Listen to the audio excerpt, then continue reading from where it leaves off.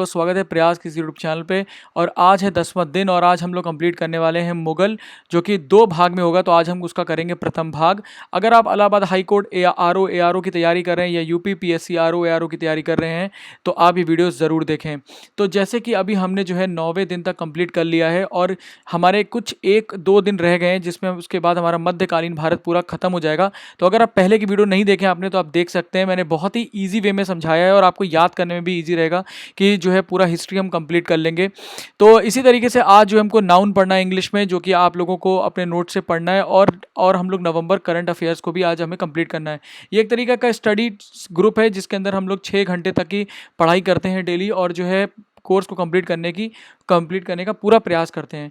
ठीक है, अगर आपको इंग्लिश फ्री टेली टेस्ट देना है और अगर जिस प्रकार से हम लोग चल रहे हैं, जो कि आज का हमारा टारगेट है ई और एफ, इडियम और सिनोनिम्स और एंटोनिम्स में एस और टी पढ़ना है, तो आप इंग्लिश फ्री टेस्ट दे सकते हैं, जिसका लिंक आपको डिस्क्रिप्शन में मिल जाएगा।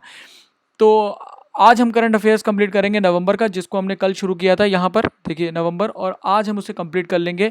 तो आप लोग अपने हमारे इस प्रयास के साथ साथ चल सकते हैं और अपना कोर्स जो है वो 60 दिन के अंदर जो है कंप्लीट कर पाएंगे, जो आने वाले एग्जाम्स हैं उनके लिए।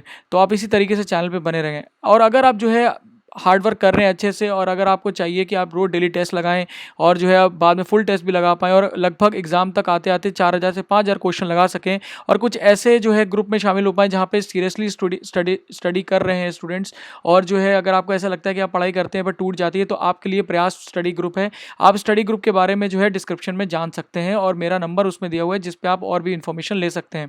तो आइए शुरू करते हैं मुगल काल, जो कि 1526 से लेकर 1707 तक रहेगा। पर इसके बाद ही मुगल काल रहता है, जिसे लेटर मुगल्स कहते हैं, पर हम उसको आधुनिक भारत के इतिहास में पढ़ते हैं। तो अभी हमें जो पढ़ना है मध्यकालीन भारत में, वो है 1526 से लेकर 1707 तक।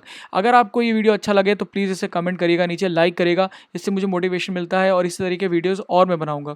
तो जो है GS प्रीवियस ईयर्स का क्वेश्चन हमें देखना बहुत ज़रूरी है, जो हमारे परीक्षाओं में आए हैं, यानी कि यूपी के परीक्षाओं में और इलाहाबाद हाई कोर्ट की परीक्षाओं में। और हमें उसके अंदर से थीम पहचानना बहुत ज़रूरी है कि हम उसके अंदर समझे कि एग्जाम्पल में जो बेसिकली एग्जामिनर है वो क्वेश्चन कहाँ से पूछ रहा है, तो हमें पढ़ने में थोड़ा ईजी रहता है। तो जैसे कि आप देखिए युद्ध के बारे में एग्जाम्पल जरूर आ रहा है, क्वेश्चन आता ही आता है। तो हमें थोड़ा जब हम पढ़ें तो युद्ध के बारे में जरूर देखें, कहाँ पे युद्ध हुए, कौन से हुए, या उनका जो है क्रम के बारे में पूछा जाता है, युद्धों के क्रम के बारे में। तो आज हम ये सारे युद्धों के बारे में देखेंगे।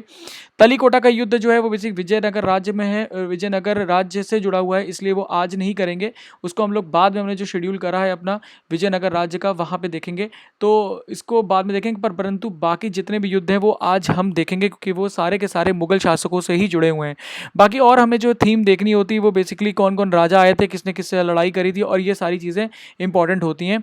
और कुछ कुछ इंपॉर्टेंट वर्ड्स होते हैं, जैसे कि हुंडी हो गया, या उस समय का कौन कौन से सिस्टम रहे। तो इस तरीके से जो है हमें पढ़ाई करनी है और इंपॉर्टेंट चीज़ों पे थोड़ा सा ध्यान देते हुए और उन्हीं पे ही मार्क्स बनाने हैं। तो ठीक है, आइए हम लोग शुरू करते हैं। तो हमने जो है देख रहे हैं भारत की इस समय की क्या स्थिति है। तो जैसे कि आप देख सकते हैं मुगल एम्पायर यहाँ पे आ चुका है, और हमने कल जो पढ़ा था उसमें हम देख रहे थे कि किस तरीके से दिल्ली सल्तनत जो था वो फैला हुआ था, और इब्राहिम लोदी का जो शासन था वो चल रहा था। तो उसको हटाने के लिए दौलत खान लोदी जो है वो बाबर को आमंत्रण देता है, और बाबर जो है वो यहाँ से इस समय यहाँ बैठा हुआ था, और उसके बाद जो है वो फैलना शुरू करता है। तो आज हम बाबर से शुरू करेंगे, हम देखेंगे किस तरीके से वो जो है अपने राज्य को फैलाता है। उसके बाद हुमायूं आता है और अकबर तक आज हम करेंगे, और अकबर को देखते हैं कि अकबर ने कैसे जो अपने राज्य को बढ़ाया, और क्या क्या अकबर के काल में बहुत इंपॉर्टेंट एडमिनिस्ट्रेटिव या उसके शासन की चीज़ें, या उससे फार्मिंग से, एग्रीकल्चर से रिलेटेड, कृषि से रिलेटेड चीज़ें जो सुधार लेके आया, वो क्या क्या थे, और उनको हम पढ़ना शुरू करेंगे। इसी के बीच में एक सूरी वंश भी आता है, जिसके बारे में हम थोड़ा सा देखेंगे ऊपर से, पर हम उसके जो कार्य किया शेरशाह सूरी ने, जो कि बाद में अकबर ने भी अपनाया, उनको हम अगले वीडियो में देखेंगे। तो आइए हम इसको शुरू करते हैं। तो सबसे पहली चीज़ है जो हमें पढ़ना है वो है अर्ली मुगल्स के बारे में, जो कि है इस समय आते हैं जबकि इंडिया जो है पूरी तरीके से टूटा हुआ है, क्योंकि इब्राहिम लोदी बैठा हुआ है और उससे कोई खुश नहीं है, और जो है वो अलग अलग तरीके से कई सारे प्रांत और राज्य बन चुके हैं इंडिया में, और एक संगठित जो शक्ति होनी चाहिए अफगानों की वो नहीं है। तो जो अफगान थे आखिरी वाले, जो कि लोदी बैठे हुए थे, ये जो थे शक्तिशाली इतने नहीं थे। और इसको जब बुलाया जाता है जो बाबर होता है, जिसको 2 लोग बुलाते हैं, तो एक होता है दौलत खान लोदी और दूसरा राणा सांगा, क्योंकि वो चाहते थे कि राणा सांगा समझते थे कि वो आएगा लूट के चला जाएगा, परंतु ऐसा नहीं होता है। वो वो यहाँ पे आके राज्य ही कर लेता है। तो जब उसको बुलाते हैं तो वो जो है बाबर इंडिया में आता है, ठीक है। तो हम थोड़ा सा उसके बारे में पढ़ते हैं कि वो कहाँ से था। तो वो उसको हम देखते हैं अगर, तो वो तैमूर वंश से आता है। और तैमूर वंश जो है वो बेसिकली हमने देखा था कि तैमूर पहले भी भारत में आया था, और जो है उसके बाद मदर जो उसकी वंश था वो जो था मंगोल वंश का था। तो वो एक तरीके से अगर देखा जाए चागताई डायनेस्टी उसका वंश था। चागताई वंश आपको नाम याद रखना है, चागताई वंश, ये इंपॉर्टेंट है, ठीक है। तो ये ध्यान रखिएगा, मदर उसकी मंगोल थी और तैमूर उसके पिता जो थे उसके तैमूर वंश से थे। अब जो है आगे देखते हैं हम लोग, तो हिस्टोरिकल जो इसके इन्वेजन्स हुए बेसिकली वो कहाँ से चल के आया इंडिया। तो हम देखते हैं कि वो पहले जो था बैठा हुआ था, जो था समरकंड में बैठा हुआ था। फरगना एक जगह थी, वहाँ बैठा हुआ था, जैसे कि यहाँ पे देखिए फरगना में। और फरगना से जो उज़्बेक्स होते हैं उसको वहाँ से भगा देते हैं और वो फिर वो आता है समरकंद। समरकंद में भी उसकी लड़ाई होती है और उसके बाद वो आ जाता है काबुल में। काबुल में जब वो आता है तो उसके पास ज़्यादा पैसा नहीं होता है और उसको लगता है कि मुझे कहीं और जगह जाना चाहिए। तभी उसको दौलत खान लोधी जो है आमंत्रण भेजता है अपने बेटे के द्वारा, और वो जो है इंडिया में आता है, ठीक है। तो जब वो इंडिया में आता है तो बेसिकली वो क्या देखता है कि इंडिया में जो अफगान्स हैं वो बेसिकली इंटीग्रेटेड इतने नहीं हैं, ठीक है, वो हमेशा टूटे हुए हैं। तो जो है उसको जो है बहुत इजी होता है उनको हराने में, और जो है वो पहली लड़ाई लड़ता है जिसको बोलते हैं फर्स्ट बैटल ऑफ पानीपत। तो वॉर्स में मैंने लिखा हुआ है, आप देख सकते हैं। फिर उसके बाद वो अलग अलग लड़ाइयाँ लड़ता है इंडिया में बहुत सारी, जिनको मैंने KCG से आप याद रखते हैं। तो पहली लड़ाई वो जो उसके बाद लड़ता है बैटल ऑफ पानीपत के बाद, वो होती है बैटल ऑफ खानवा, जिसका नाम आपको याद रखना है। और ये राणा संगा से लड़ता है और इसको ये जिहाद का नाम भी देता है। जब ये जीत जाता है तो इसे गाजी के नाम से जाना जाता है बाबर को। तो अगर पूछा जाए गाजी के नाम से किसको जाना जाता है, तो ये ध्यान रखिएगा कि बाबर को ज़्यादा जाता है। फिर उसके बाद वो मालवा जब पहुंचता है इंडिया में, मालवा में आपको दिखाता हूँ कहाँ पर है। ये जो एरिया है ना, ये मालवा का एरिया आप दिख रहा है आपको यहाँ पे। तो यहाँ पे जाता है वो लड़ने के लिए, और बेसिकली क्या करता है, यहाँ पे वो दूसरी लड़ाई लड़ता है जिसे बोलते हैं बैटल ऑफ चंदेरी। ये कब होती है, 1527 में। आपको ये नाम याद रखने, 2 4 5 है ऐसी लड़ाइयाँ जो आपको याद रखनी है, बहुत इंपॉर्टेंट है, क्वेश्चन डायरेक्ट आता है। 1527 में हुई है चंदेरी, ठीक है। KCG याद रखिएगा। और फिर होती है मोहम्मद लोधी के साथ जो बैटल ऑफ घाघरा। घाघरा ये जो होती है लोधीज के साथ इसलिए होती है क्योंकि जब जो ये बाबर होता है यहाँ से लड़ता हुआ वापस लौटता है ना, तो यहाँ पे जो है वो इसको जो एक तरीके से सामना करना पड़ता है, जो बाकी जो लोधी अफगानी जो रह गए होते हैं, जो हारे नहीं होते हैं, और वो चाहते थे कि इसको भगा दें बाबर को, पर उससे उसकी वहाँ पे उनसे लड़ाई होती है। तो ये 3 लड़ाइयाँ आपको याद रखनी। वैसे 4 लड़ाइयाँ हैं जो बाबर ने लड़ी थी, ठीक है। तो अब देख लेते हैं इसने बाकी इंडिया में और क्या क्या किया। तो इसने बेसिकली चारबाग आर्किटेक्चर को पहली बार इंट्रोड्यूस किया, मतलब कि पहली बार लेके आया। चारबाग आर्किटेक्चर में क्या होता है, आपने देखा होगा जो बड़ी बड़ी मस्जिदें होती हैं, या आप देखा होगा अगर सिकंदराबाद आगरा में गए हों तो वहाँ पे क्या है, एक तरीके से बीच में पानी की जो है वो बनी होती हैं, नालियाँ बनी होती हैं, और चारों तरफ जो होता है उसके गार्डन्स होते हैं। तो एक तरीके से एक स्वर्ग जो जो है उसका जो है विवरण है, वर्णन है बेसिकली, कि उसकी तरीका बनाया जाता है कि इस तरीके से जो है वो जो है स्वर्ग है बेसिकली, ठीक है। एग्जैक्टली मुझे वो नाम नहीं याद आ रहा है, स्वर्ग को क्या बोलते थे वो लोग, तो वो बेसिकली उसका वर्णन होता है। चारबाग आर्किटेक्चर याद रखिए, एक तरीके से एक आर्किटेक्चर होता है जो कि बिल्डिंग्स में बनाया जाता है, ठीक है। फिर मिलिट्री जो है वो बेसिकली आप अगर देखें तो बहुत इंपॉर्टेंट है इसका, क्योंकि ये आर्टलरीज को जो है इसने इंट्रोड्यूस किया, यानी कि इसने जो था गन पाउडर को इंट्रोड्यूस किया था इंडिया में लड़ाइयों में, ठीक है। इंडिया में पहले भी गन पाउडर था, पर लड़ाई में जो पहली बार यूज़ किया था वो इसने यूज़ किया था। फिर रूमी टेक्निक जो थी वो ये इसने यूज़ करी थी, और तुलघुमा करके जो था इसने लड़ाई का टेक्निक जो थी यूज़ करी थी, रूमी और तुलघुमा करके। तो ये अगर वर्ड आए तो याद रखिएगा, तुलघुमा और रूमी जो है वो एक लड़ाई का एक तरीका है, जिसमें इसने जो था इब्राहिम लोधी को जो सेना थी उसको घेर लिया था और फिर तोपों से उड़ा डाला था सबको, ठीक है। तो ये बस आपको ध्यान रखना है। फिर ये जो था एक सुन्नी ऑर्थोडॉक्स था, मतलब काफ़ी जो था कट्टर एक तरीके से मुस्लिम था।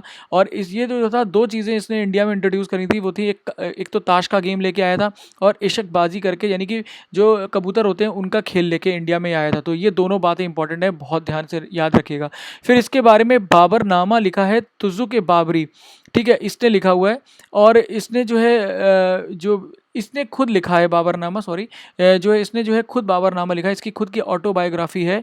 और जो है इसने तुज़-ए बाबरी इसका नाम एक नाम से भी कुछ लिखा है, ठीक है। तो इसमें ये जो है विजयनगर राज्य के बारे में भी बताता है, तो ये ध्यान रखिएगा, बाबरनामा इसने खुद लिखा है। फिर इसने शाहरुख नामक जो है एक सिल्वर कॉइन चालू करवाए थे, ये इसका इंपॉर्टेंट पॉइंट है, ये भी ध्यान रखिएगा, ठीक है। तो ये इतने इंपॉर्टेंट पॉइंट थे जो बाबर में हमें पढ़ने थे। इसका एक और नाम था जो कि था जाहिरुद्दीन मोहम्मद, तो ये यहाँ पे इंपॉर्टेंट पॉइंट है। अब आ जाते हैं हुमायूं के पास। अब जो बाबर था ना, वो हुमायूं को जो है एक ऐसी सत्ता देके गया था जो जिसके अंदर अभी भी स्टेबिलिटी नहीं थी, मतलब कि लोग जो है अभी भी विद्रोह कर रहे थे। तो हुमायूं जो है ना लड़ता ही रहा और रोता ही रहा। तो मैं आपको थोड़ा दिखाता हूँ, इसने बहुत सारे रिवोल्ट्स, लड़ाइयाँ जो है फेस करी और जो है अंदर विद्रोह हुआ काफ़ी, है ना, और काफ़ी सारे जो है सक्सेशन स्ट्रगल रहे। तो मैं आपको थोड़ा सा ये जितनी लड़ाइयाँ हुई ना, ये आपको एक मैप से समझाता हूँ, आपको समझ में आ जाएगा, क्योंकि इतना ज़्यादा इसने युद्ध लड़ा है ना कि कन्फ्यूजन हो, बहुत बहुत ज़्यादा कन्फ्यूजन। पर इसमें कुछ जो लड़ाइयाँ हैं वो इंपॉर्टेंट है और वो आपको याद रखनी है, बाकी सारी चीज़ें बहुत ईजी हैं। तो अब मैं आपको वो दिखा देता हूँ। तो ये मैप आप देखिए बहुत ध्यान से, ठीक है, और 1 पे आ जाइए, ठीक है, ये है 1।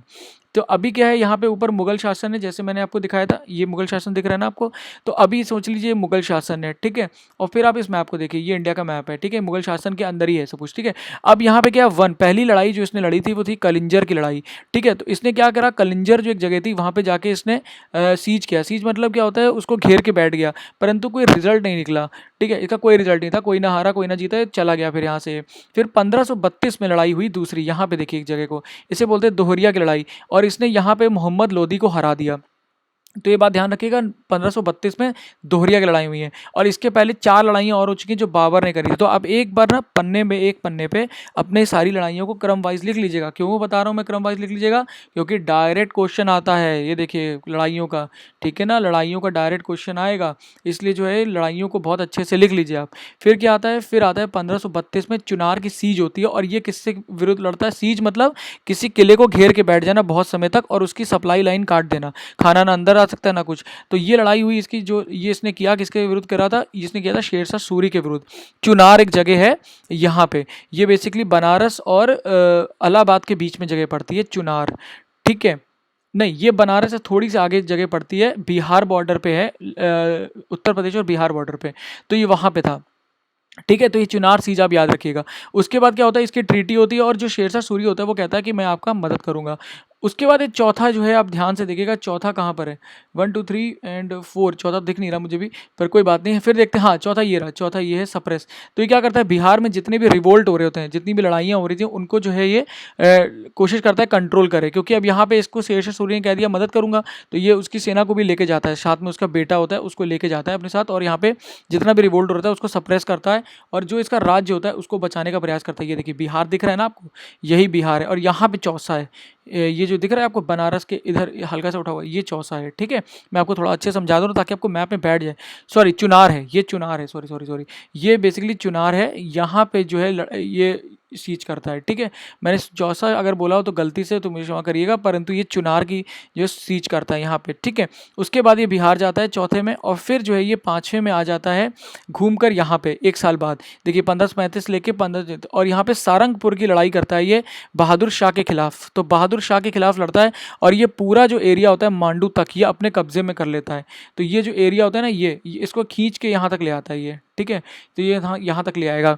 फिर ये 1535-36 तक ये बहादुर शाह से लड़ता है गुजरात में। तो नाम याद रखिए, गुजरात में किसकी तरह लड़ा, किसके विरुद्ध लड़ा, ये बहादुर शाह के खिलाफ लड़ा। फिर ये वापस चुनार में आता है, यहाँ पे चुनार होता है, और चुनार को अपने कब्जे में कर लेता है, ठीक है। चुनार एक जगह है यहाँ पे, दिख रही है आपको छठी, यहाँ पे आता है और चुनार को अपने कब्जे में कर लेता है। फिर उतने बीच में क्या होता है, ये जो होता है पोर्चुगीज़ की मदद से 1537 में जो राजा जो होता है वो बेसिकली मर तो जाता है, परंतु पोर्चुगीज़ की मदद से उसका जो उत्तराधिकारी होता है वो इस जगह को वापस जो है अपने राज्य में मतलब हुमायूं के राज्य से हटा देता है, और वापस अपनी सत्ता काबिज कर देता है। इसीलिए जब हम दिखाते हैं तो हम इतना ही दिखाते हैं, परंतु यहाँ तक हुमायूं गया था, ठीक है। तो इसलिए मैंने आपको बता दिया। फिर होती है चौसा की लड़ाई, जो कि 7वें में आप देख सकते हैं, ये रही, ठीक है। ये चौसा की लड़ाई बहुत इंपॉर्टेंट है, क्योंकि जब हुमायूं यहाँ पे लौट के आया ना, तो यहाँ पे जो था बेसिकली इसको फेस करना पड़ा शेरशाह सूरी को, और यहाँ पे जो था इसने लड़ाई लड़ी, तो इसको जो है बेसिकली ये लड़ाई ये हार जाता है, और बिश्ती एक निज़ाम होता है इसका जो इसको बचा के ले जाता है। और ये ध्यान रखिएगा, कौन सा ऐसा राजा था जिसने एक दिन के लिए अपने निज़ाम को राजा बनाया था, तो याद रखिए हुमायूं ने बनाया था। तो एक दिन के लिए वो राजा बनाता है। फिर ये जब लौटता है यहाँ पे, तो बैटल ऑफ सोचता है कि मैं फिर से एक बार लड़ लेता हूँ, और अपने हिंडाल भाई को लेके आता है। हिंडाल उसका भाई होता है, जिसके साथ ये शेरशाह सूरी से फिर लड़ता है, और फिर जो है ये हारता है। तो इसलिए जो है 1540 में बैटल ऑफ कन्नौज होती है। तो ये दोनों याद आपको रखनी है, बैटल ऑफ चौसा और बैटल ऑफ कन्नौज। तो पहले का होना है सी, और फिर आया के, ठीक है। तो ये सी के याद रखिएगा। और फिर जो है उसके बाद जब ये हार जाता है, तो ये वापस यहाँ से चला जाता है काबुल, ठीक है। तो काबुल चला जाता है, और यहाँ पे जो सत्ता हो जाती है वो किसकी हो जाती है, शेरशाह सूरी की सत्ता यहाँ पे हो जाती है। उसके बाद क्या होता है, जब ये काबुल में कुछ समय रह लेता है तब इसका जो इसकी शादी वहाँ पे होती है, अभी मैं दिखाऊंगा किसके साथ। और दूसरी जो है ये वापस लौट के आता है लाहौर से होता हुआ लुधियाना, और सरहिंद की युद्ध करता है ये दिल्ली में, ठीक है, दिल्ली को वापस लेने के लिए। और 1555 में दिल्ली को वापस अपने कब्जे में ले लेता है, क्योंकि शेर शाह सूरी अब मर चुका है, और जो है उसके जो बेटे होते हैं यानी कि सिकंदर शाह सूरी, जो कि काफ़ी बाद आता है, उनके बेटों का भी बेटा, तो वो जो होता है इससे जो है हार जाता है, और बैरम खां जो होता है वो इसकी मदद करता है, वही बैरम खां जो कि अकबर का भी सेनापति था शुरुआत में। तो यहाँ तक ये जो है वापस दिल्ली कब आता है, 1555 में। तो ये ध्यान रखिएगा, ये वापस दिल्ली कब्जा कर लेता है, ठीक है ना। तो हमें हारना नहीं है, इतनी मुसीबतों के बाद भी हुमायूं वापस दिल्ली कब्जा कर लेता है, तो हमें ये ध्यान रखना है। तो अब हम हुमायूं के बारे में थोड़ा बहुत पढ़ लेते हैं कि इसके सामने कौन कौन सी प्रॉब्लम थी। पहली प्रॉब्लम जो थी ना, कि वो था कि इसके अंदर जो ना इसका जो पूरा राज्य था वो टूटा हुआ था, तो मतलब सब लोग इसका सपोर्ट नहीं कर रहे थे, पहली चीज़ ये। दूसरा चीज़ ये क्या कि इसका जो ट्रेजर था, मतलब कि जो इसके पास संपत्ति थी ना, वो बहुत कम हो गई थी, क्योंकि जो बाबर था जब वो इंडिया में आया लड़ते हुए तो गाजी कहला गया, उतना खुश हो गया कि उसने अपने जो यहाँ पे जितना भी उसने लूटा कुछ, वो उसने जाके काबुल में सबको एक एक चांदी का सिक्का बांट दिया, ठीक है, तो वो सारा खजाना कर दिया खाली। फिर क्या किया इसने, राजपूत के साथ लड़ता रहा ये, और राजपूत जो थे बहुत ही खतरनाक टक्कर इसको देते थे, ठीक है, जैसे राणा सांगा, रतन सिंह और ये सारे कुछ। फिर अफगानी से इसकी कंटिन्यूसली लड़ाई चली रही थी, जो कि लोधी थे। इसने क्या काम करवाया ये ध्यान रखिएगा, इसने दीन पनाह करके एक सिटी बनवाई थी, ठीक है, और जो है ये जो था इसने एक मोज़ोलियम बनवाया था, जो कि सॉरी इसने दीन पनाह की सिटी बनवाई थी, और जो इसकी कब्र जहाँ पे है मोज़ोलियम इसका यहाँ पे, वो जो है मिर्ज़ा ग्यास ने बनवाया था, ईरानियन स्टाइल में बना हुआ है। अगर आएगा क्वेश्चन तो इतना ही आएगा कि मिर्ज़ा ग्यास ने उसको बनवाया था, बस इतना याद रखिए। पर दीन पनाह जो सिटी किसने बनवाई, दिल्ली के पास ही, दिल्ली में मतलब समझ लीजिए, वो किसने बनवाई थी, वो इसी ने बनवाई थी, जो बाद में तोड़ देता है शेरशाह सूरी और वहाँ पे बनाता है पुराना किला। अभी हम इसको नहीं देखेंगे, ठीक है। फिर आ जाते हैं इसके अंदर कौन कौन से स्कॉलर थे इसके कोर्ट में, मतलब इसके दरबार में। तो हुमायूं नामा जो थी इसकी बहन ने लिखी थी, हुमायूं नामा। बाबर नामा बाबर ने खुद लिखी थी, हुमायूं नामा इसकी बहन ने लिखी थी, गुलाब दान ने, ठीक है, और बानो बेगम, गुलाब दान बानो बेगम, ठीक है। और ये पर्शियन पेंटिंग्स को जो है बहुत ज़्यादा इसने प्रोत्साहन दिया था, ये बात ध्यान रखिएगा। पर्शियन पेंटिंग्स को किसने प्रोत्साहन दिया था, हुमायूं ने दिया था। उसके बाद इसकी शादी होती है हमीदा बेगम से, जो कि जिसका बेटा होता है अकबर। और कब हुई थी, जब इसको इंडिया से बाहर एग्जाइल मिला था, यानी कि जब इंडिया से बाहर था ना ये, लाहौर के एरिया में इधर काबुल में, तब इसकी शादी हुई थी इस मतलब इन मैडम के साथ, क्या नाम है इनका, हमीदा बेगम के साथ, ठीक है। और अकबर बॉर्न हुआ 1542 में, और फिर ये वापस इंडिया में आता है 1555 में, जो मैंने आपको बता दिया। तो लड़ाइयाँ आपको याद रखनी, जैसे मैंने समझाया, आप वीडियो को एक बार फिर से देख लीजिएगा, और आपको कुछ कुछ नाम याद रखने जो कि बहुत ही ईजी हैं और इंपॉर्टेंट भी हैं, दीन पनाह ये सारी चीज़ें। फिर आ जाता है आपका सूरी डायनेस्टी, ठीक है। इसके बाद आपको हुमायूं के बाद आता है सूरी डायनेस्टी, और एक बार फिर से अफगान रूल शुरू होता है, जो कि हमने आपको बताया था जब ये बाहर गया था ना, जब ये 1500 यहाँ से लड़के वापस गया, यानी कि 15 साल के बीच, 15 साल का जो काल था यहाँ पे, ये बेसिकली कौन आ जाता है, शेरशाह सूरी आ जाता है। और मैं आज शेरशाह सूरी को आपके साथ डिस्कस नहीं करूँगा, क्योंकि इसने बहुत सारी नई नई चीज़ें लेके आया था, ये एडमिनिस्ट्रेशन जो हमें पढ़ना बहुत ज़रूरी है, जैसे जब्ती सिस्टम जो कि बाद में अकबर ने भी अपनाया, और जो बहुत सारे ऐसे सिस्टम जो अकबर ने बाद में लिया। पर मैं चाहता हूँ पहले हम अकबर ख़त्म कर लें, पहले मुगल्स, और फिर इसको कल अगले वीडियो में जो है इसको हम कंप्लीट करेंगे। तो शेरशाह बस इतना देख लेते हैं कि कौन कौन था। तो शेरशाह सूरी आया, और शेरशाह सूरी जो था वो यहाँ पे बेसिकली 5 साल तक रहा, पर उसने 5 साल में बहुत अच्छा काम किया, और इस तरीके से आगे बढ़ता रहा, ठीक है। आखिरी में जो इसके वंश में आता है वो आता है मोहम्मद आदिल शाह, जो कि हेमू जिसका वजीर था, और आदिल शाह ने ही हेमू को जो था विक्रमादित्य की उपाधि दी थी, और हेमू को किसने हराया था, अकबर ने हराया था। हेमू याद रखिए कभी भी हारा नहीं था, उसने बहुत सारी लड़ाइयाँ लड़ी थी, शायद 15 लड़ाइयाँ लड़ी थी, पर वो कभी नहीं हारा था। पर अकबर से जब वो लड़ा तो वो एक मतलब ऐसे समझ लीजिए उसकी डेस्टिनी थी, क्या वो हार गया क्या था, परंतु बहुत ही मतलब गलत फहमी से वो हारा था, ठीक है। तो इसके बारे में हम ज़्यादा नहीं पढ़ेंगे, क्योंकि कोई ऐसा एग्जाम है इसके ऊपर क्वेश्चन नहीं आने वाला है, हम सिर्फ एग्जाम ओरिएंटेड ही पढ़ रहे हैं यहाँ पे, तो ये बात ध्यान रखिएगा। अब आ जाते हैं हम आखिरी अपने अकबर पे, और जहांगीर और शाहजहां और औरंगजेब हम लोग पढ़ेंगे अपने नेक्स्ट वीडियो में, ठीक है। तो अकबर को हम आज कंप्लीट करेंगे, और इसको बहुत ध्यान से सुनिएगा, क्योंकि क्वेश्चन जो आएगा वो अकबर पे, या तो उसकी लड़ाइयों से रिलेटेड, जो उसने 2-3 इंपॉर्टेंट लड़ाइयाँ लड़ी वो, और उसने लड़ाइयाँ तो बहुत सारी लड़ी, पर इसमें 2 इंपॉर्टेंट लड़ाइयाँ वो उस पर क्वेश्चन आ सकता है, या फिर इसने अपने जो भी उसका पूरा प्रोविंस था, ये जो उसका राष्ट्र था, उसमें क्या क्या उसने चीज़ें ला के आया, उसका लैंड रिफॉर्म कैसा था, उसने मतलब ज़मीन डिज़ाइनिंग को लेके क्या काम किया, उसने क्या क्या जो है आर्किटेक्चर में क्या क्या नया बनवाया ये, या उसके अंदर जो था उसका रैंक सिस्टम कैसा था, ये सारी चीज़ें, और उसके काल में कौन कौन सी किताबें लिखी गई, कौन कौन से बड़े बड़े लेखक ऐसे कौन कौन से लोग थे वो, और जो है कौन कौन से स्कॉलर्स जो थे वो बेसिकली उसके कोर्ट में रहते थे, उसके 9 जो जेम्स थे वो कौन थे, और उसने जो था इकोनॉमिक वे में क्या क्या कराया था। तो अभी हम थोड़ा थोड़ा करके देख लेते हैं। आपको बहुत ईजी है, मैं एकदम समझाऊंगा ईजी वे में, आप बस ध्यान से सुनिएगा, आपको समझ में आ जाएगा। सबसे ऊपर होता था एम्परर, ठीक है, अगर हम मतलब एक हिरार्की बनाएं ऊपर से नीचे तक की, तो उसमें सबसे ऊपर होता है एम्परर यानी कि राजा, उसके नीचे वजीर होता था, उसके नीचे मीर बख्शी होता था जो कि आर्मी चीफ होता था, ये नाम आपके याद रखने हैं। फिर मीर समान होता था जो कि पूरा हाउस होल्ड का काम देखता था, राजा का पूरा दरबारी था, इस तरीके से आपके राजा को कौन कब खाना है ये वो सारा कुछ, ठीक है। और काजी होता था, वो होता था रिलीजियस मैटर में डील करता था। तो ये 5 नाम है जो भी याद रखने हैं। फिर क्या होता था, इसकी जो प्रांत होता था, जो भी मतलब जैसे मान लीजिए ये राष्ट्र है ना, तो इसको अलग अलग प्रोविंस में तोड़ा जाता था, ठीक है। तो इन प्रोविंसों को जो तोड़ा जाता था, इसमें 12 प्रोविंस थे ऐसे, जैसे इंडिया में भी कई सारे स्टेट्स हैं ना, वैसे उस समय प्रोविंस होते थे, तो उनको सूबा बोलते थे। उस सूबे का जो हेड होता था उसे गवर्नर यानी कि सूबेदार बोलते थे। ये बात ध्यान रखिएगा, ठीक है। उस सूबे में जो उसके नीचे जो होता था, उसके नीचे वो सरकार होता था, जो कि जो होता था फौजदार लॉ एंड ऑर्डर और फौजदार का काम करता था और लैंड को देखता था, ठीक है। तो सरकार उसका नाम होता था, और उसके नीचे सरकार होता था, मतलब सूबे के नीचे सरकार होता था जिसमें फौजदार बैठा होता था, सॉरी है ना, सूबा होता था, सूबे के नीचे सरकार होता था, सरकार को कौन देखता था, फौजदार देखता था, लॉ एंड ऑर्डर का काम करना और ये सारा काम करना।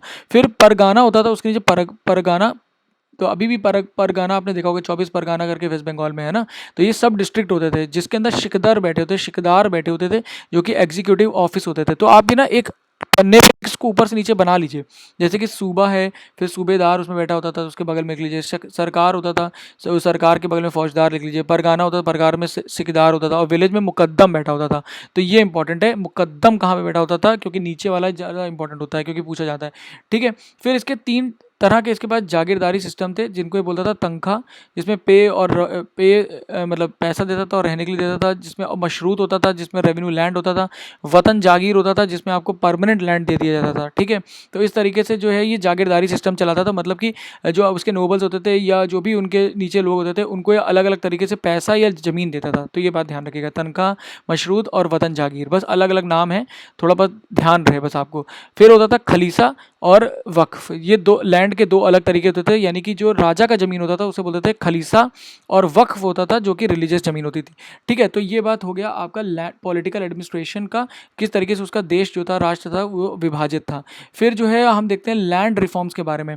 तो लैंड रिफॉर्म्स में 2 चीज़ें आपको ध्यान से देखनी है, ठीक है। पहला है धयसाला सिस्टम जो ये लेके आया, फिर एक था गज़ेल इलाही, कैसे नापते थे सिस्टम को, और फिर तीसरा था कि उस लैंड पे जो भी काम कर रहा है उसको लोन वोन कुछ मिलेगा कि नहीं मिलेगा, ठीक है। तो ये इंपॉर्टेंट चीज़ है। और एक था नबूद, ठीक है। नबूद क्या होता था, 12.5% लैंड आप नहीं भी यूज़ करेंगे तो भी आपको कोई दिक्कत नहीं है, आप बाकी जो लैंड यूज़ कर रहे हैं उसके ऊपर आप अपना जो है कर दीजिए, ठीक है। तो अब मैं सबसे पहले दहसाला सिस्टम पढ़ लेते हैं हम लोग। तो दहसाला सिस्टम जो होता था, 1/3 average of 10 year is given as tax. तो ये बात ध्यान रखिए, दहसाला सिस्टम जो होता था वो क्या होता था, 1/3 हिस्सा आपको देना होता था अपने 10 साल के एवरेज का, मतलब कि 10 साल का जो एवरेज निकलेगा ना, एवरेज उसका जो है आपको टैक्स देना पड़ेगा। मान लीजिए 10 पहले साल आपको जो है 10 रुपये कमाई हुई, ऐसे आपको करते करते दूसरे साल 15 हुई, फिर किसी दिन 10 हो गई, फिर तो आपका जो पूरा एवरेज निकला, मान लीजिए सबको प्लस करने के बाद डिवाइड बाई 10 करके जो निकला, मान लीजिए 12 आया, तो उस 12 का 1/3 हिस्सा यानी कि 4 रुपये आपको राजा को देने होंगे, ठीक है। समझ में आ गया एग्जाम्पल।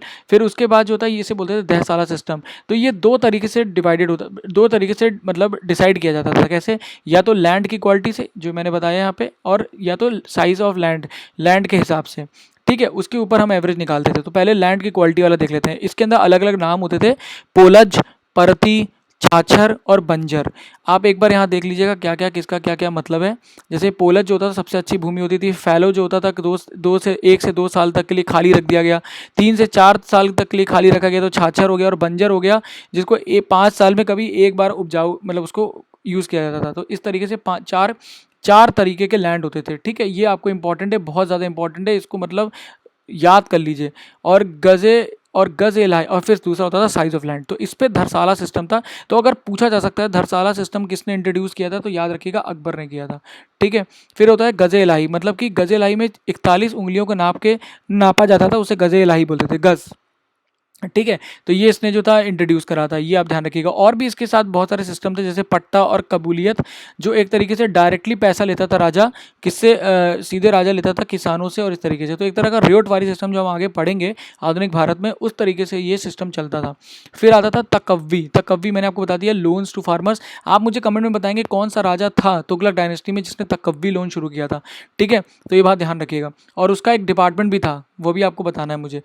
अगर आपको याद होगा तो मैं देखूंगा किसने बताया, ठीक है। तो फार्मर डिवीजन ऑफ फार्मर्स, तो फार्मर डिवीजन ऑफ फार्मर्स मैंने आपको बता दिया कि नहीं बताया आपको मैंने ये। फिर तकव्वी हो गया, ठीक है, ये इंपॉर्टेंट था। फिर फार्मर डिवीजन ऑफ फार्मर कैसे होता था कि खुद कश्त करके एक फार्मर होता था, जो कि खुद कश्त, कि मैंने कैसे याद किया, खुद कश्त यानी कि अब उसका खुद का लैंड होता था, वो खुद पे काम करता था। तो एक तरह का ये फार्मर हो गया। फिर एक होता था पाही कश्त, यानी कि पाने की इच्छा, उसके पास वो दूसरे के लैंड पे काम करता था। और एक होता था मुजरियान, मतलब कि वो क्या करता था, लेंड करता था ज़मीन को, मतलब कि रेंट करता था, सॉरी, वो क्या करता था, अपनी किसी से ज़मीन जो है उधारी पे लेता था, फिर काम करता था। तो ये 3 सिस्टम थे फार्मर्स के। ये धरसाला सिस्टम मैंने आपको समझा दिया, जिसके 2 तरह के थे। फिर एक गजा इलाही समझा दिया, जो कि नापने का तरीका था। तकव्वी लोन के बारे में बता दिया, और नबूद के बारे में बता दिया। ये 5 चीज़ें लैंड्स जुड़ी थी, जो कि अकबर के काल में हुई, और ये आपको आना चाहिए, क्योंकि एग्ज़ाम में इसमें से क्वेश्चन आ सकता है, ठीक है। तो आगे आते हैं। अब आ जाता है आर्किटेक्चर। तो आर्किटेक्चर में आगरा फोर्ट बनाया इसने फतेहपुर सीकरी बनवाया, इसने कई सारे मंदिर भी बनवाए वृंदावन में, ठीक है। एक मंदिर शायद बनवाया, या बंदर बनवाया इसने वृंदावन में, और इलाहाबाद फोर्ट इसने बनवाया था। तो ध्यान रखिए, इलाहाबाद फोर्ट किसने बनवाया था, तो, और आगरा फोर्ट किसने बनवाया था, अकबर ने बनवाया था। फिर आ जाते हैं हम लोग बेसिकली, इसका जो एक तरीके से मिलिट्री में जो था, इसने मनसबदारी सिस्टम कर रखा था। मनसबदारी सिस्टम में क्या होता था, मान लीजिए आप एक व्यक्ति हैं, ठीक है, तो आपको वो कैसे डिफाइन करता था कि आपका क्या मनसब रहेगा, यानी कि आपकी क्या रैंक रहेगी। तो उसको रैंक को बोलता था वो ज़ात, ठीक है। और आपके नीचे जितने सवार होंगे उतना आपको मतलब अगर जितनी ज़ात होगी उतने आपको सवार रखने पड़ेंगे। तो किसी भी व्यक्ति की, मतलब आप कह सकते हैं, हैसियत जाननी होती थी, तो उसका मनसब कितना होता था वो उससे पता कर सकते थे। तो जो हाईएस्ट रैंक होती थी वो 5000 तक भी जाती थी, और ये सब अकबर के नीचे होते थे, ठीक है। तो ये बात ध्यान रखिए। तो higher numbers next to the king, तो 5000 तक है तो नेक्स्ट, यानी कि जैसे कि जो इनका सबसे बड़ा मनसबदार था, जो कि कौन था, एक इनके 9 रत्नों में भी था, उसका नाम था मान सिंह, ठीक है। तो जो मान सिंह था बेसिकली उसके 5000 आपकी ये ज़ात थी, ठीक है। और जो तो इसको कैसे अकबर करता था, या तो इनको ज़मीन दे देता था, वहाँ ज़मीन से पैसा जुटा के किसी तरीके से सवारों को रखते थे अपने नीचे। भाई किसी को रखोगे आप, सेना रखोगे, तो उसके लिए पैसा चाहिए ना, तो वो कहाँ से करता था, लैंड से कर लेता था। और या तो फिर अकबर उनको डायरेक्टली पैसा देता था अगर वो छोटे मनसब होते थे। तो इतना ही है मनसबदारी में, ध्यान रखिएगा। किसने इंट्रोड्यूस किया था, अकबर ने किया था। फिर क्या होता था कि गुरु अब्दुल लतीफ़ जो था बेसिकली, वो क्या था, सलीम चिश्ती, जो गुरु था इसका वो कौन था, अब्दुल लतीफ़ था, ठीक है। और ये जो था सलीम चिश्ती का जो था ये फॉलोअर था, अब्दुल लतीफ़ जो इसका गुरु भी था। और ये इसने क्या करा था, जजिया ख़त्म करवा दिया था। ये बात यहाँ पे इंपॉर्टेंट है कि इसने क्या किया था, जजिया जो था वो ख़त्म करा दिया था। जजिया जो था एक तरह का कर होता है, जो कि जो है अगर आप मुसलमानों के एरिया में रह रहे हैं, मुस्लिम एरिया में, जो उस समय था, अब ध्यान से सुनिएगा, अभी इस समय मत जोड़िएगा ऐसे कुछ। तो उस समय मुस्लिम एरिया में जो रह रहा है, मुस्लिम शासक के नीचे रह रहा है, वहाँ पे जो नॉन मुस्लिम कम्युनिटी होती थी, है ना, जो भी किसी भी धर्म के हो, उनको ये कर देना होता था। तो इसने ये ख़त्म कर दिया था। फिर हिंदुओं को जो था अलग अलग, जैसे मान लीजिए हरिद्वार गए, काशी गए, तो इन लोगों को वहाँ पे टैक्स देना पड़ता था, है ना, कर देना पड़ता था, तो वो भी इसने ख़त्म करा दिया था। तो इस तरीके से इसने किया था। थोड़ा सा ये जो था टॉलरेंट था दूसरे धर्मों के लिए, ठीक है। तो ये इंपॉर्टेंट पॉइंट है इसका। फिर इसने इबादत खाना शुरू किया था, जहाँ पे सारे संत आते थे अलग अलग धर्मों के, और यहाँ पे आके चर्चा करते थे। तो ये ध्यान रखिए कि इबादत खाना प्रेयर करने की जगह नहीं है, यहाँ पे चर्चा होती थी। डायरेक्ट क्वेश्चन आता है, ये ध्यान रखिए, इबादत खाना, बल्कि यूपीएससी एक बार पूछ चुका है, ठीक है। तो ये इंपॉर्टेंट क्वेश्चन है। और जजिया के बारे में इंपॉर्टेंट है, मनसबदारी भी इंपॉर्टेंट है। फिर एक जो है यहाँ पे सुलह कुल करके जो एक पॉलिसी ये फॉलो करता था, जो है जिसका मतलब इतना आप ध्यान रखिए कि सबके लिए जो है शांति होनी चाहिए, अमन होना चाहिए, ठीक है। फिर दीन इलाही करके जो था, इसने एक धर्म शुरू किया था, जो कि एक सेकुलर रिलीजियस प्रिंसिपल पे काम करता है, यानी कि सब सेकुलर रिलीजियस मतलब सबके लिए धर्म था, ठीक है। और इसके अंदर तो कुछ अच्छी बातें लिखी गई, परंतु इसको धर्म धर्म की संज्ञा नहीं दी गई क्योंकि इसके अंदर कुछ मतलब रीति रिवाज नहीं थे, कोई किताब नहीं थी, कोई जो संत महात्मा और कुछ ये सब नहीं था, तो इसलिए इसको धर्म की संज्ञा नहीं दी गई। पर इसने इसको धर्म की संज्ञा ये कहता था कि ये धर्म है, ठीक है। इसलिए ये ध्यान रखिएगा, ये इंपॉर्टेंट है, दीन इलाही। फिर इसने एक शुरू करा था तस्वीर खाना, ये बहुत इंपॉर्टेंट है। इसने जो था, और तस्वीर खाना में जो था ये अलग अलग फोटोज़ बनवाना और ये सारा कुछ कराना, और इसने जो था तानसेन को अपने कोर्ट में रखा हुआ था, जो कि बहुत बड़ा कवि था, ठीक है। तो ये इंपॉर्टेंट पॉइंट मैंने आपको यहाँ पे बता दिया। फिर इसके जो 9 जेम्स हैं वो एक बार हम देख लेते हैं। पहला जो था वो था अबू फजल, जिसने अकबरनामा और ऐन अकबरी लिखा था। ये तो ऐसा समझ लीजिए, ये 1 नंबर तो यहाँ रखा हुआ आप लोग का, ठीक है। जो भी जितने मार्क्स हैं, एक क्वेश्चन तो यहाँ से बहुत ईजिली आ जाता है, कभी कभी मैंने बहुत सारे एग्जाम्स में देखा। तो ये ध्यान रखिएगा अबू फजल ने क्या लिखा था। फिर फैज़ी एक था जो उसका भाई था अबू फजल का। फिर एक सूफी संत था फ़कीर अजीदुद्दीन, ये भी यहाँ पे बैठा हुआ था। फिर बीरबल तो आप जानते हैं, उसका वैसे पहले नाम महेश दास था। फिर तानसेन था जिसका नाम राम तनु पांडे था। फिर मानसिंह था, खान खाना सन ऑफ बेहराम खान, और बरनामा इन फारसी, ठीक है। तो एक खान खाना करके जो थे वो भी यहाँ पे थे, ठीक है। और ये कौन था, ये बेटा था बहराम खान का। बहराम खान आप जानते हैं ना, वही था जो पहले जो था सेनापति था अकबर का, और उससे पहले जो था वो हुमायूं के साथ था, जिसने हुमायूं को दिल्ली जीतने में मदद करी थी, उसका बेटा था। और खाने खाना, ठीक है, ये ध्यान रखिएगा। और इसने क्या करा था, इसने बाबरनामा को फारसी में लिखा था, किसने, खाने खाना ने। और फिर एक था मुल्ला दो प्याजा। मुल्ला दो प्याजा बेसिकली क्या था, ये एक तरह का आप समझ लीजिए, ये भी एडवाइज़र था जैसे बीरबल था। और बीरबल और मुल्ला दो प्याजा की हमेशा लड़ाई चलती रहती थी। तो अगर आपने कभी बीरबल और अकबर बीरबल देखा हो ना, तो उसमें मुल्ला दो प्याजा को दिखाया जाता है, ठीक है। तो आपको वहाँ से मुझे थोड़ा याद था। और इसको शायद मिर्ज़ा अजीज़ कोका भी कहते हैं, ये आपको चेक करना पड़ेगा, ठीक है। और आखिरी जो 9वां जेम था वो था तोदरमल। और तोदरमल जो था वो बेसिकली पहले कहाँ से आया, ये जो था तोदरमल, ये शेरशाह सूरी के साथ लगा हुआ था। जब्ती सिस्टम इसने बनाया था लैंड के लिए, बाद में दहसाला सिस्टम बनाता है। और ये जो था दहसाला सिस्टम कौन मतलब ले लेता है, अकबर यूज़ करता है। तो यहाँ तक हमारा हो गया। अब हम लोग देखते हैं इकोनॉमिक सिस्टम क्या था। इकोनॉमिक सिस्टम में इतना ध्यान रखिए कि इसने बहुत सारे सिक्के चालू करवाए थे, उन सिक्कों का कुछ नाम भी था, उतना मैं गहराई में नहीं जाना, अगर आप चाहें तो अपने नोट से देख सकते हैं या फिर पढ़ सकते हैं उसके बारे में। परंतु जो इंपॉर्टेंट वो ये है कि इसने राम सीता प्रिंटेड कॉइन शुरू करवाए थे। तो पूछा जा सकता है कि ऐसा कौन सा मुगल काल का राजा था जिसने राम और सीता के कॉइन शुरू कराए थे, तो ध्यान रखिएगा अकबर ने कराए थे, ठीक है।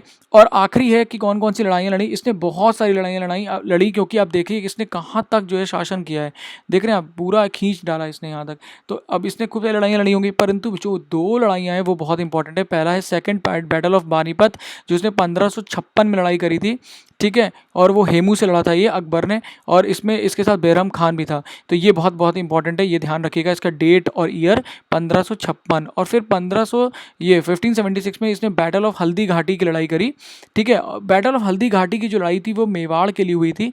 और इसका पहले इसमें जो राजा था वो था उदय सिंह, जो उदय सिंह बाद में चला जाता है उदयपुर के पास, और वहाँ पे अपना राज्य वहाँ से शुरू करता है, जिसका बेटा था महाराणा प्रताप, जो इससे लड़ता है हल्दी घाटी में युद्ध में। पर इससे डायरेक्टली लड़ाई नहीं होती है, ये लड़ता है मान सिंह से, ठीक है। और यहाँ पे हार जाते हैं महाराणा प्रताप जी, और महाराणा प्रताप जो है चले आते हैं और अपनी राजधानी किसी और जगह बनाते हैं। फिर इनका बेटा अमर सिंह आता है बाद में, जो कि वो भी अकबर के नीचे झुकता नहीं है, परंतु बाद में जो है वो अकबर का बेटा जहांगीर के साथ अलायंस कर लेता है। तो इस तरीके से अकबर होता है आज ख़त्म।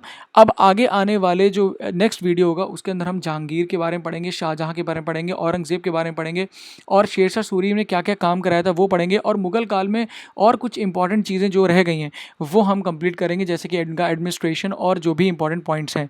तो आपको क्या करना है बेसिकली कि आज आपको टाइपिंग करनी है, आज अपनी टाइपिंग कंप्लीट करिए जो भी आपकी है, क्योंकि हमें तैयारी करते रहनी है। जो भी सारे एग्जाम्स आने वाले हैं उनकी जो वोकैबुलरी और न्यूज़पेपर में डाल रहा हूँ ग्रुप में, आप उसे देखते रहिए, अपने जीएस नोट्स को रिवाइज करिए और प्रीवियस ईयर से तैयारी करते रहिए। और अगर आपके पास समय बचे तो आगे तैयारी करिए। अगर आपको वीडियो अच्छा लगा हो तो प्लीज़ इसको लाइक करिएगा, कमेंट करिएगा, और मुझे बताइएगा कि आपको वीडियो कैसा लगा। और जो है सबसे इंपॉर्टेंट चीज़ कि इसी तरीके से वीडियो देखते रहने के लिए आपका बहुत बहुत धन्यवाद, बहुत बहुत आभार।